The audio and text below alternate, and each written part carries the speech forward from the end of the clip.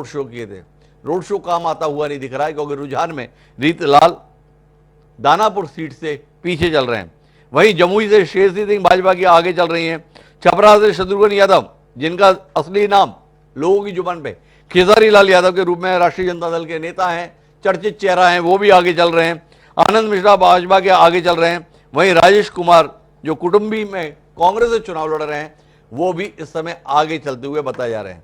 पर रुझान सीधे तौर पर नीतीश कुमार के नेतृत्व में एनडीए की वापसी की कहानी अभी तक हमारे बीच में दिखा रहे हैं। वही महागठबंधन एक बुरी हार की दिशा में अपने रुझानों में दिख रहा है। 90 पर अगर एनडीए है, तो वहीं दूसरी और तेजस्वी यादव के नेतृत्व में महागठबंधन मात्र 51 सीटों पर आगे चल रहा है। तकरीबन आधे का फर्क है, बड़ा फर्क है। इसी समय पे हम चलते सीधे पटना, जहां पे संतोष राज पांडे भारतीय जनता पार्टी के कार्यालय में मौजूद हैं। जी संतोष जी, प्रारंभिक रुझान एनडीए के पक्ष में, हालात क्या हैं? कोई यकीन कर रहा है इन रुझानों पर, अभी इंतजार करना चाह रहा है? जी बिल्कुल सही कहा आपने। जिस तरीके से पोस्टल बैलेट की गिनती शुरू हुई है और उसके बाद जो रुझान आए उसमें एनडीए की बढ़त है और महागठबंधन 50% से भी नीचे है।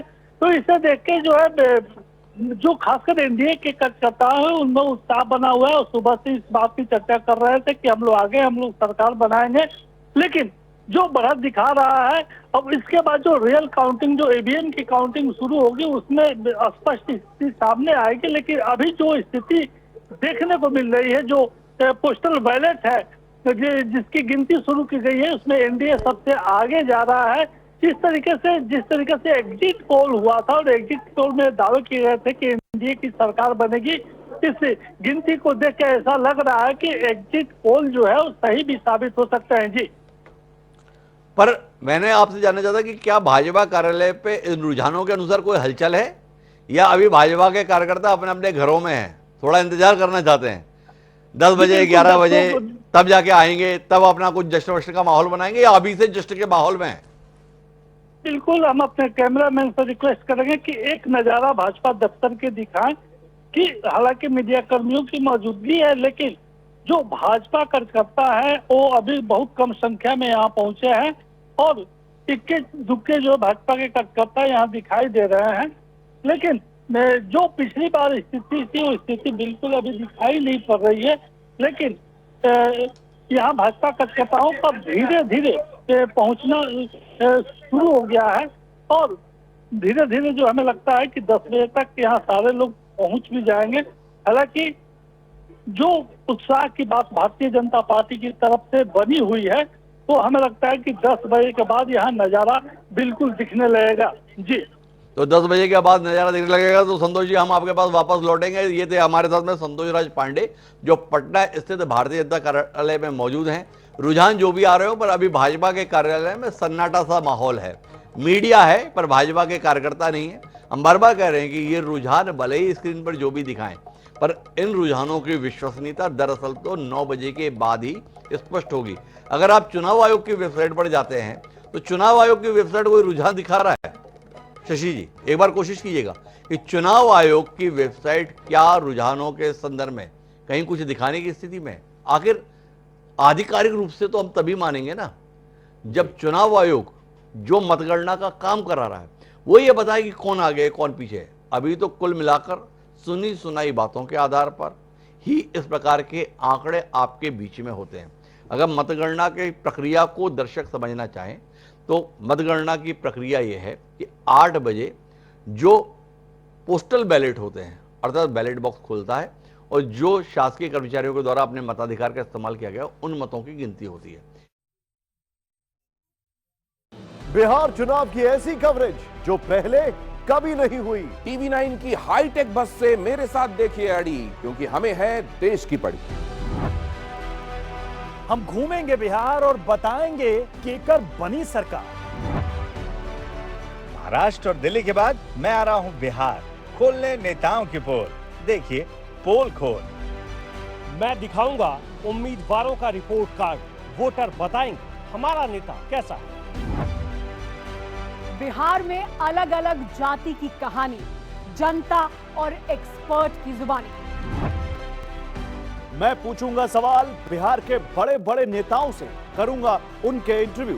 बिहार में इस बार किसकी सत्ता, चुनाव की सबसे बड़ी कवरेज मेरे साथ। इलेक्शन मतलब TV9 भारतवर्ष, अब से लेकर रिजल्ट के दिन 14 नवंबर तक। पर अभी तक का जो आंकड़ा है वो 168 सीटों का हमारे पास है, जिसमें एनडीए 103 सीटों पर आगे है। वहीं महागठबंधन की अगर बात करें तो वो 55 सीटों पर आगे है। पर महत्वपूर्ण बात क्या है? महत्वपूर्ण बात यह है कि जो कुछ भी प्रदर्शन है वो आरजेडी का है। आरजेडी 55 में से 49 सीटों पर आगे है, वहीं कांग्रेस महज 5 सीटों पर है और सीपीआई 1 सीट पर आगे है। मतलब सारा बोझा जो है वो तेजस्वी यादव के कंधों पर आ रखा है। वहीं इसके उलट अगर आप एनडीए की बात करते हैं तो भारतीय जनता पार्टी समय 54 सीटों पर आगे है और 48 सीटों पर जेडीयू आगे है। मतलब भाजपा और जेडीयू के बीच कांटे का मुकाबला चल रहा है।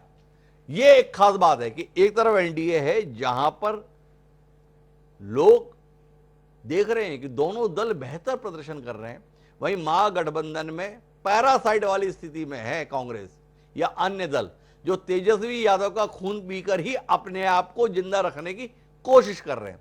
टिप्पणी सख्त लग सकती है पर आंकड़े लगातार ऐसे ही आते रहे हैं। बहरहाल हम चलते हैं इस समय आरजेडी कार्यालय, जहां पर हमारे संवाददाता मणिभूषण मौजूद हैं। जी मणि जी, आरजेडी के पक्ष के नहीं, महागठबंधन के पक्ष के नहीं, क्या कार्यालय की कहानी भी इन रुझानों के अनुसार है कि कार्यालय में जोश बहुत है, पारा बहुत हाई है? देखिए, प्रदेश कार्यालय में जो है जब जब स्क्रीन यानी टीवी चैनल्स बदल रहे हैं, अगर उनके मुताबिक वो बढ़त बनाए हुए हैं तो उनके तरफ से जोर शोर से ताली बजाई जा रही है और गर्मजोशी देखी जा रही है।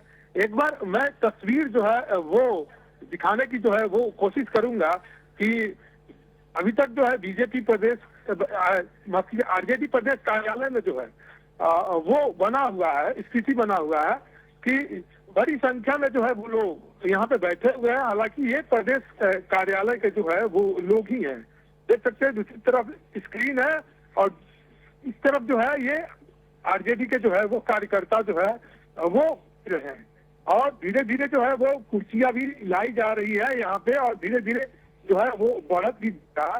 तो देखिए, जिस तरह से अपने साथ बात की थी कि अभी तक जो परफॉर्मेंस रहा है तेजस्वी यादव और महागठबंधन का, वो बल तेजस्वी के बलबूते पर जो है वो सभी चीजें जो है वो दिख रही हैं। और उसके अलावा अगर इनके और कोई सहयोगी है तो उन सहयोगियों के द्वारा जो है उस प्रकार की जो है वो स्थिति यहाँ पे जो है वो नजर नहीं आ रही है। तो अभी जो महागठबंधन की स्थिति है वो तेजस्वी यादव के जो है बूते ही है और तेजस्वी यादव जो है वो जिस तरह से उन्होंने मेहनत की है और उसका नतीजा जो है अभी इंतजार करना होगा। और इनके कार्यकर्ता काफी अस्वस्थ है। सुबह से जो है कार्यालय में धीरे धीरे कार्यकर्ताओं का आना जो है वो लगातार जारी है। जी, तो लोगों का आना लगातार जारी है, ये हमारे को बता रहे हैं मणिभूषण जी जो आरजेडी कार्यालय में मौजूद हैं। पर क्या वजह है मणिभूषण जी? हम जेडीयू कार्यालय का भी जायजा लिए, भाजपा के कार्यालय का भी जायजा लिए, इक्का दुक्का कार्यकर्ता दिखाई दे रहे हैं, पर आरजेडी के कार्यालय में आपने जो दृश्य दिखाया है, बड़ी भीड़ है भाई। स्क्रीन लगी हुई है, लोग कुर्सी पर बैठकर मतगणना के संदर्भ में अपडेट ले रहे हैं। आरजेडी पर इस भीड़ की वजह क्या? की वजह यही है, जिस तरह से आरजेडी ने अपने कार्यकर्ताओं को जो पुशअप दिया है और जिस तरह से उन लोगों से लगातार बात की जा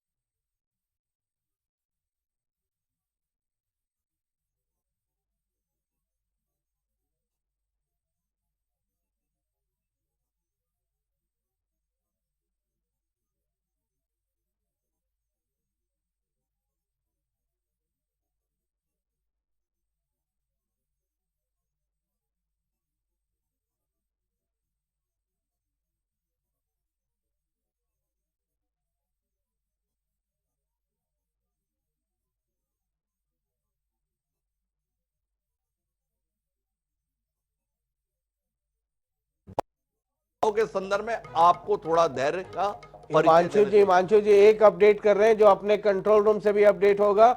एनडीए 98 और तेजस्वी 79। अब ये आंकड़ा आने लगा और अन्य 6, ये देखिए हमारे स्क्रीन पे भी अब अपडेट हो जाएगा।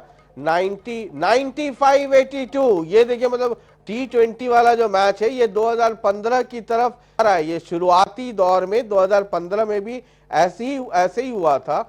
और जैसे जी आप तो एक बड़े जेन्युइन किस्म के जर्नलिस्ट हैं, मैं लगातार इस बात को कह रहा हूं कि इन आंकड़ों के संदर्भ में जो प्रारंभिक स्तर पर टीवी चैनल टीआरपी के खेल के तहत दिखाते हैं, उनकी वास्तविकता और विश्वसनीयता के संदर्भ में वस्तुतः इसलिए सवाल रहता है क्योंकि मतगणना की प्रक्रिया इतनी जल्दी रुझानों को सार्वजनिक कर ही नहीं सकते। 2 मत निकले और उसके आधार पर आपने कह दिया ये आगे और ये पीछे, और इलेक्शन कमीशन पे अभी सब 0-0-0 है। अभी इलेक्शन पे कोई अपडेट नहीं है। तो ये सबसे बड़ी खबर, अगर दर्शकों आपको सत्य खबर की तलाश है, वास्तविक खबर की तलाश है, तो ये जो आंकड़े आपकी स्क्रीन पर हैं, भले ही वो हमारे चैनल पर भी हैं, इसके बावजूद भी कहना आपसे ये है, बहुत कम लोग शायद आपसे ये कह पाए कि इन आंकड़ों पर भरोसा करना चाहें तो मर्जी आपकी है, पर वास्तविक आंकड़ों के लिए जब तक इलेक्शन कमीशन ऑफ इंडिया के द्वारा अधिकृत रूप से पहले चरण की मतगणना के आधार पर रुझान जारी नहीं कर दिए जाते हैं, तब तक ये 95-82 पे यकीन कीजिए, चाहे आप 80-40 पे यकीन कीजिए, आपकी भावनाओं के ऊपर है। पर वास्तविकता, सत्यता तभी आएगी जब पहले चरण के अंतर्गत काउंटिंग पूरी हो जाएगी और काउंटिंग के नतीजे चुनाव आयोग के माध्यम से हमारे पास होंगे।